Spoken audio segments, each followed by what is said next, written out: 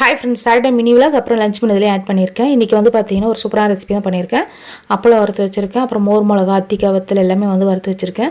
சாம்பார் சாதம் தான் பண்ணியிருக்கேன். சாம்பார் சாதம் வந்து குக்கரில் செய்யாமல் அப்படியே தனியாக பாத்திரத்தில் வேக வச்சு சாம்பாருக்கு நம்ம எப்பவும் போல் தாளிப்போம் பார்த்தீங்கன்னா அந்த மாதிரி தாளித்து அதில் போட்டு மிக்ஸ் பண்ணி அப்படியே சூப்பராக இருந்தது. சீரக சம்பாவில் வந்து பண்ணியிருந்தது, செம்ம டேஸ்ட்டாக இருந்தது. நல்லா தலை இருக்குது பாருங்கள். இதில் வந்து பார்த்திங்கன்னா முருங்கைக்காய், கத்திரிக்காய், மாங்காய், கேரட்டு, முள்ளங்கி, சின்ன வெங்காயம்லாம் நிறைய போட்டு இப்போ சின்ன வெங்காயம் சீசன். ஸோ அதனால் வந்து பார்த்திங்கன்னா இப்போ நான் கம்மியாக இருக்கும்போது நம்ம நிறைய எல்லா டிஷ்லையும் வந்து சேர்த்து செய்யலாம்.